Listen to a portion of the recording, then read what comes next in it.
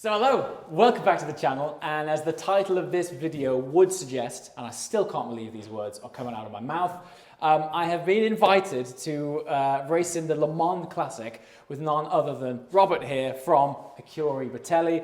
Rob is the MD here, and he's going to run us through. I've just had a very brief tour, but we're going to immerse you in one of the most fascinating buildings that I've been in with regards to cars for quite some time. Rob, just introduce us first to yourself, the company, and then just a few of the incredible cars which are in front of us right now. Yeah. So I'm Robert Blakemore. I've been running this company for about 7 years, but before that, my family have been involved in this era. So I grew up with these cars in the garage and my father racing them, and in fact the Pre-War Aston was my very first race car, so it's kind of in my blood.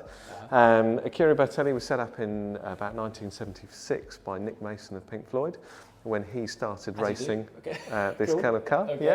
And we specialised in the pre-war Aston Martin and Lagondas. So in a minute we're going to share with you the actual car that we will be racing in the Le Mans Classic.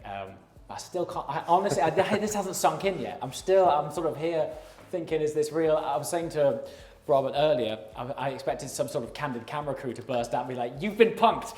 But here we are. Before we introduce you to the car, which in itself has a fascinating story, would you mind just running us through a couple of the more select cars in here? Yeah. The history that you look after is bonkers. Yes, it is, yeah. Absolutely. So this is a car that's known as A3. This is in fact the oldest Aston Martin in existence. It's one of the very first prototypes. It was built in 1921, and so this year it will be 100 years old. It's owned and run by the Aston Martin Heritage Trust, but we look after the mechanics to do with it.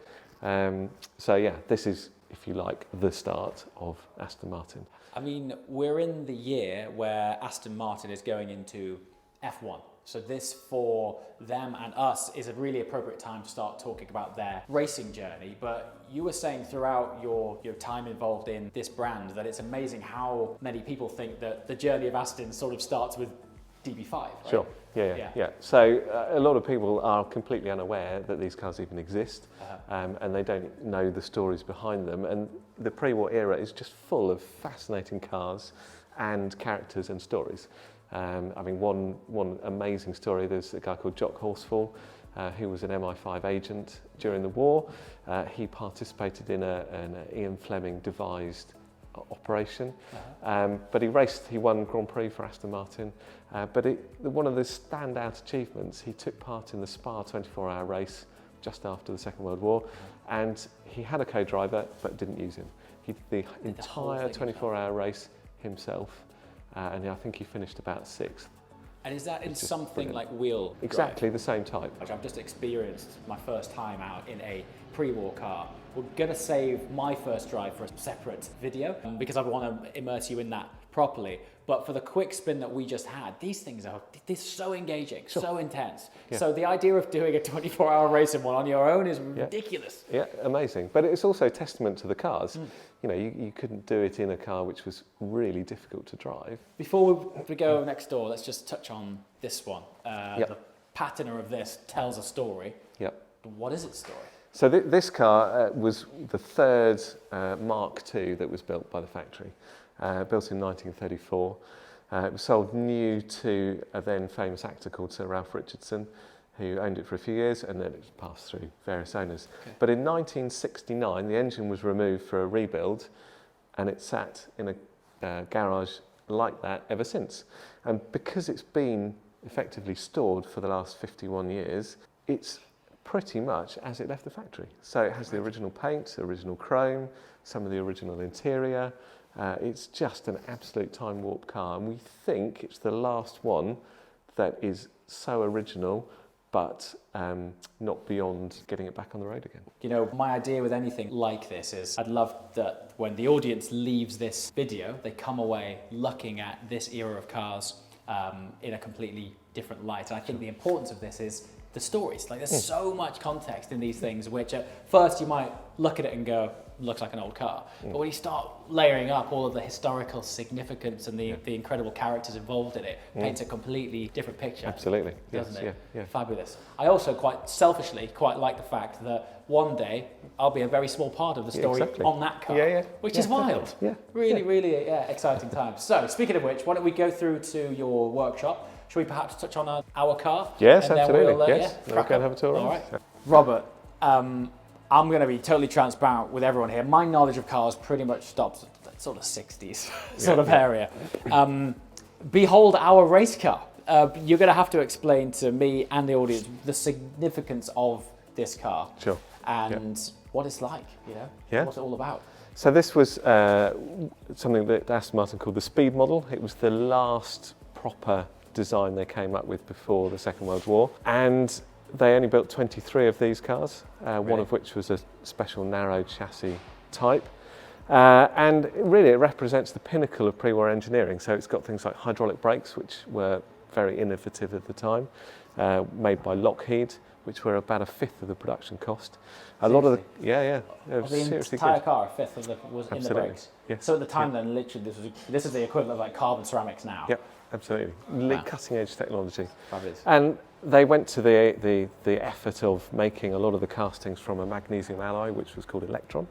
The gearbox, the bell housings, rocker cover, and everything is all magnesium. Amazing. Aston Martin designed gearbox engine 2 litres. It's producing about 130 brake. We can get it to 6,000 RPM, which even by today's standards is pretty good. Absolutely. Dry sump tank, so the oil sits in a separate tank at the front, and that helps with cooling for long distance racing, and when you're cornering hard it keeps it all in one place. But yeah, this was the sports racing car of the day, designed to do things like Le Mans, and several of them did. Also road races like the Mille Miglia, which is a 1,000-mile race around Italy. It's a gorgeous thing, so isn't yeah. it? And actually quite a compact car. It's quite small. Don't let 130 horsepower deceive you. I went out this earlier. If you'd have told me it was 230, that feels about right. I mean, it goes, It doesn't goes. it? Yeah, it does quick. not hang around, No. this thing. What would its VMAX be, as it were? What would that typically? Down the Mulsanne Straight. Down the Mulsanne Straight, Yeah. we should be somewhere between 110 and 120 miles an hour, Seriously? something like that. Yeah. I'm gonna have to grow some, aren't I, for this journey? 130 in this thing. Yeah. Okay, that's not hanging around. I was also amazed the grip levels. The grip, yeah, that's where it really scores. So, in fact, things like Le Mans is not the best race for something like this. A nice twisty circuit is much better. Yeah. So the handling is phenomenal. So good, brilliant. Well, you'll be seeing a lot more of this car soon. Now onwards into this amazing toy room. Yeah, There's some special absolutely. kit in here. Yeah. Am I right that you specialise purely in pre-war Astons? Pre-war Astons and some Lagondas as well. But yes. Okay, so From everything all we're looking at in here is an Aston Martin. It is. Every car at the moment is an Aston Martin. Absolutely. Wow. And we're actually quite spoilt today because we've got a number of the X-Works cars in here as well. So Really? I think in this room there are 7 or 8 Le Mans entries. And there's the only Aston Martin to have finished Le Mans 3 consecutive years in here as well. Absolutely. Yeah, Let's go talk about that one. Okay. that go sounds to that one. great. So this is the car which finished Le Mans 3 times in consecutive years. The works cars in the Bertelli era had chassis LM and then a number, so this is LM10. Okay. It's currently just had a rewire, and we are sorting out some issues with the front axle. So what year is this? So this is 1932. That's going, but that's... Yeah. This has got some stories. If this Yeah, thing yeah. could talk, imagine Absolutely. Yeah. what it's seen. And you know, when you look inside it, there's almost nothing in it. Very few floorboards. There's pretty much nothing. When at all. Robert says very few floorboards, what he means is you can see the floor. Yeah. that's what So- he means. It's very, very light, and designed to be quick, but also to be very reliable, because this was expected to race for 24 hours at a time. So this is Talk me through another this. This is stunning. very special car. So this is known as Red Dragon. It picked up that name after the Second World War because it was owned by a Welshman. But this, see. in fact, is the sister car to the car we're going to be racing. Really? So this is chassis 711, and the car we'll race is 712. So under the skin, these are pretty much the same thing. Wow. But this has probably got the best racing history of any Aston Martin at all. It was a works car driven by Richard Seaman in the TT, and then Aston Martin sold it. Right. And in no particular order, it went on to do 2 Le Mans 24-hour races, 2 Spa 24-hour races, 2 Mille This guy Miglia did all races. this, right? Yep. Yeah. It won 2 Grand Prix, and it kind of finished its career in 1952 being driven by Jack Fairman at Goodwood. So I think it's Crikey. probably the only Aston with history from Mille Miglia, Le Mans, Spa, Grand Prix and Goodwood all in one package. And it's still raced. This should be going to Le Mans with us and racing. Really? Yep. So you might see this going around Absolutely. Yeah, on our yeah, channel, yeah. which is extremely exciting. Yeah. So if you were effectively to take the fairings off this, it would look a similar chassis to our car. Exactly. Yeah, yeah. Wow. It was Gives me developed. goosebumps. Yeah. Yeah, so Phenomenal similar, thing. very similar to drive, same gearbox, same Uh-huh. engine, same back axle. Going all back the same. to the question I asked earlier about, can you draw a comparison to anything that exists now? Imagine a car today that could do the equivalent of a Le Mans race, a Grand Prix, and drive on the public road, Yep. all in one All in one car. Yeah, there isn't really anything like that, is No, there? no. Fascinating thing. So we don't only look after just racing cars, but there are Aston Martin made in this period sort of much more road-focused cars, and we've got a couple of here that we are just actually finishing off the restoration. So this is a 1930s International, and Aston Martin at this period didn't make bodywork, or very rarely. So this one was bodied by somebody called James Young, but this actually has got a fabric body on it, so it's not metal. I just went. I thought my eyes were deceiving me. No. Just as you opened that chat, the audience might have noticed. I was like, struck you. It actually is. It's fabric. So it's a material called Rexine, which was quite common in the 20s and 30s. At the time, it was a very lightweight, cheap, quick, but a durable thing to put on. And you can see on the back, when you press, when you press it, you it's can just. see it. Yeah. Historically, when I've been talking to someone and they're like, we offer this service, normally I'd go, so if anyone out there has the need for, this is niche. Yeah, absolutely. This is really niche. Yeah. Crikey, I've never seen a fabric-bodied car. Yeah. It's not something I've really thought of, actually. It's, No. There is only one Aston Martin bodied by James Young. That's it. And here it is. So it's that uniqueness, which is so appealing. I just can't take my eyes off that manifold. That is a serious fabulous. piece of exhaust work. So here we've got a car which is known as LM2, so one of the first pair of works cars. And in fact, this and LM1 were the first entrants to Le Mans for Aston Martin. So this is a factory works racing car. Indeed, yes. Yep. And not only that, Wow. but the first car that Aston Martin entered at the Le Mans 24-hour race. Do you ever sit back and go, what is in my roof? What is underneath my roof? This is, to you, it's day in, day out. I get used to it, but yes, Yeah. it is quite special to be surrounded by all this history, for sure. It's crackers, mate. Yeah, yeah. It's really substantial. Yeah. So this is Okay. also scheduled, entered to race with us at Le Mans. Really? Yeah, yeah. It's getting better. So- Keep going, man. We Keep going, it's built getting a better. new engine for this last year, and the owner drove it from where he lives in the UK Yes. all the way down to northern Italy. It's Yes. about 1,200 miles. Yeah. He did an event called the Nuvolari, which was a 1,000-kilometre rally. Uh-huh. Then he drove it all the way back. We had it in here for a week. We race prepped it, and the following weekend it went to Silverstone for something called the Horsefall Race, which is the Aston Martin Owner Club's Okay. principal race of the year.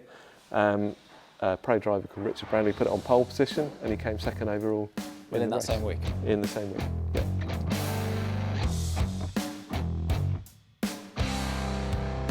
I'm assuming this is where you make a lot of things in-house. Yeah, absolutely. So part of keeping these cars going, because they're so old, we have to be able to replace parts. It's not always possible to mend the parts. So we've got here a manual machine shop, which is probably fairly similar to the sort of setup Aston Martin would have had in the 20s and 30s. So Adrian here is making, at the moment, he's machining a casting for a sump. So this is an original blueprint, effectively. Correct, yes. How do you find this stuff? Just, Well, we have something around 3,000 original drawings. are you serious? Yeah. 3,000? Yeah. So we make everything from nuts and washers and springs to brake drums and complete engines. So you'll So, bring out something from the archive Yeah. and you will fabricate it in-house from the original drawings. Absolutely, yes. That's very cool. Yeah. I We could really like that. almost, not quite, Ah. we could almost build a new car from scratch. There are a few things Almost. we can't and don't do. Yeah, The vast majority of bits we could do. that is really cool. It's really special. It is, but Yeah. if you can't do that, then frankly, the cars will at some point not Fair enough. continue to Yeah. function. So, Yeah. yeah. So we've come up to a different unit of ours. This is where we build engines and also do some CNC machining.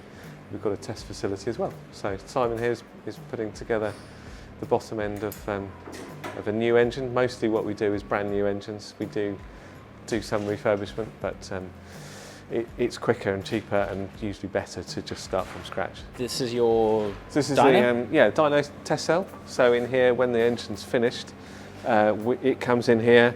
We run it in before we do anything else, and then we can test it. So it's got various sensors, so we can make sure that when it goes into the car, it's fully set up, ready to go. Right. Because it's ours, again, we control it, so we can put it, if we're, for example, making our race engine, Yes. exactly the same as the one we will be racing.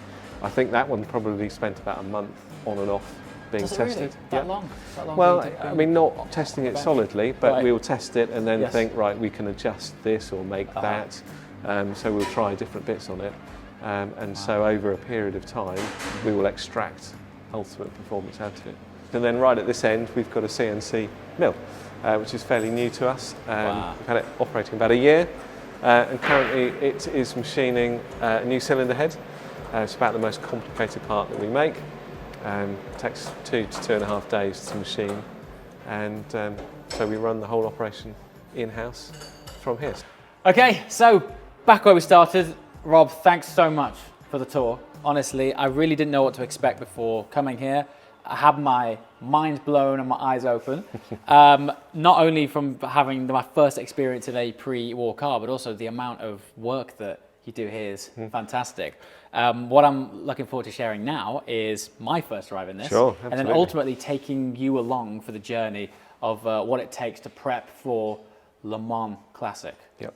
Which we've spent a whole day together and I still haven't taken it on board yet. So thank you so much. Audience, if there's any questions that you would like answering, I'm going to be spending a lot more time with these guys, so please let me know in the comments below. And I look forward to sharing the next iteration of this series with you, which will hopefully be taking this car on a circuit somewhere very cool very soon. As always, thanks so much for watching. I'll see you next time. Ciao.